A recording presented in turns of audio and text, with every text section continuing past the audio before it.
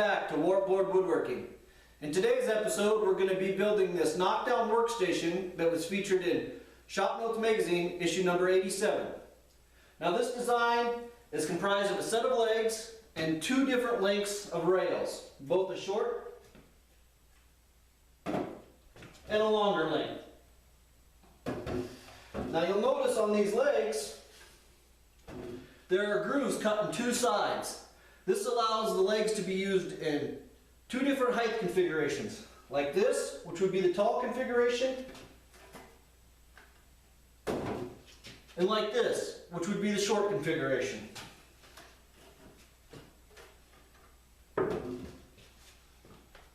So, stick around and watch how I built it. To start off, I'm going to show you how, with just a couple sawhorses, you can convert any ordinary mundane garage into a bona fide workshop.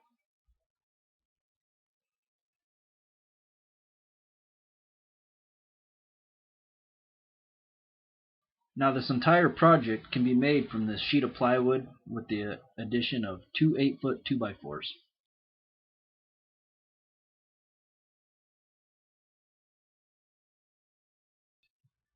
We'll start off by cutting the legs.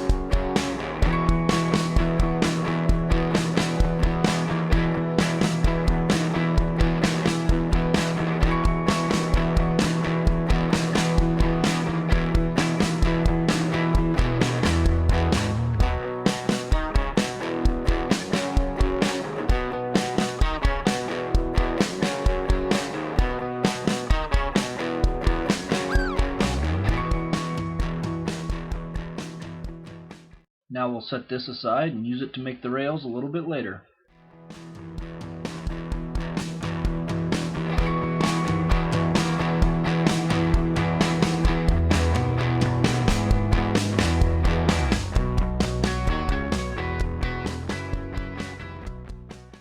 Alright, so I'm just drilling a pilot hole here. Using this Forstner bit, I'm drilling about halfway through the board. I'll then flip the board over and using the pilot holes come in from the other side. This gives you a nice clean hole with no tear out on either side. Now I'll go ahead and cut the center of the legs out. I'm using my circular saw because I want a nice straight cut, as this will be the pattern to make the rest of the legs.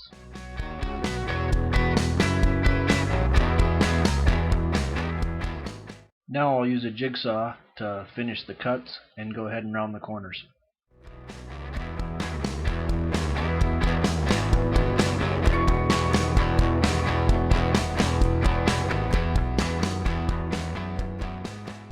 Now I'll use the one I just got done cutting to mark the second one. Now using a jigsaw and making sure to stay outside the line, I'll cut away most of the waste.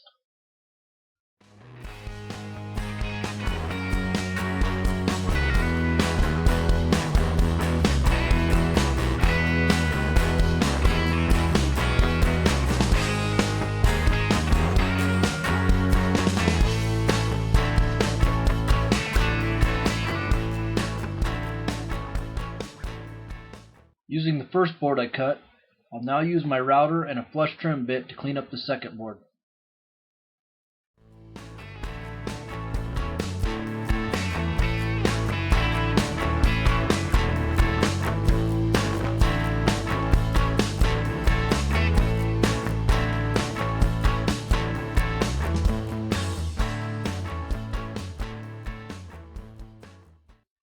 Now I'll take these two legs that are cut to size and glue them to the two legs that are still oversized.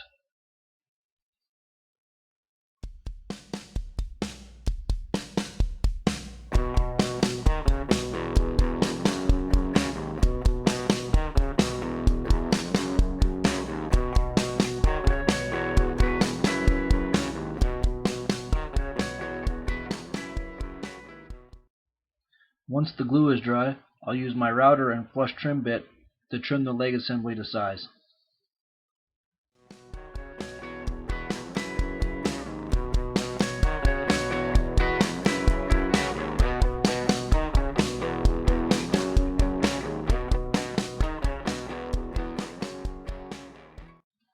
Once both leg assemblies are trimmed to size, I go over all the edges with a roundover bit. Now I'll cut the slots for the rails to slide into.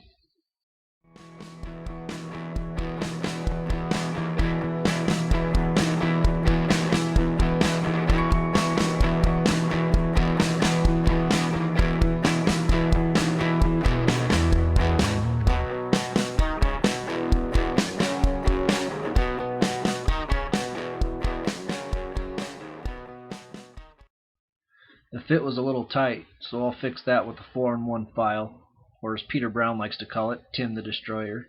Go Tim, go!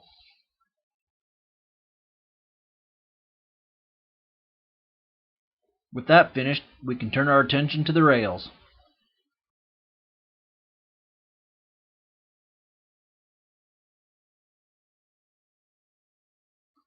We can go ahead and cut the rails to length now, as well as add a 45-degree bevel to each end.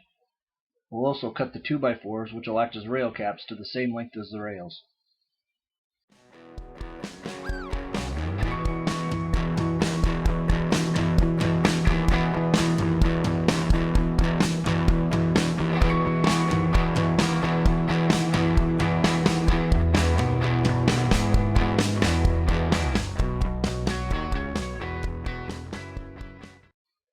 I'll put a dado in the rail caps for the rails to seat in.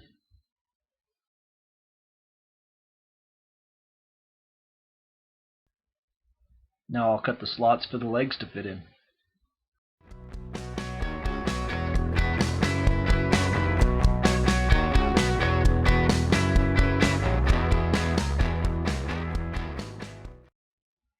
Now we can glue the rail caps onto the rails.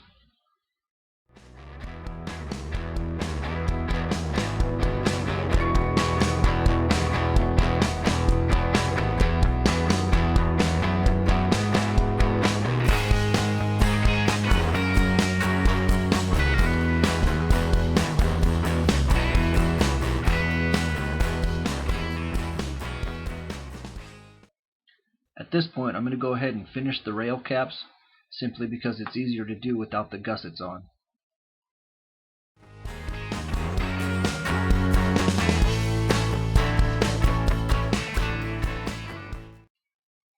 While I wait for this to dry, I'm going to go ahead and get started making the gussets. I'll be making them from the waste pieces from the centers of the leg assemblies.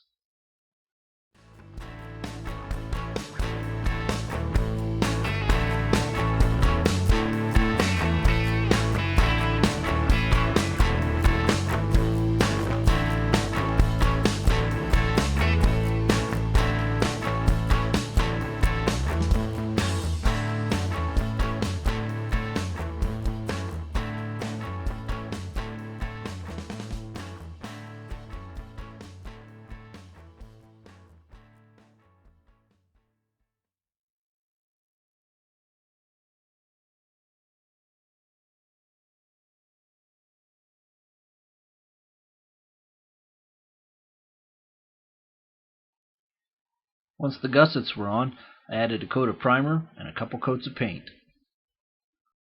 Well, there you have it.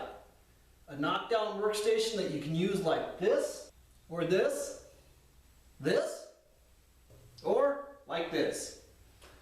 Join me next time as I make some work surfaces and some tool stands that will make this knockdown workstation even more versatile. Thanks for watching.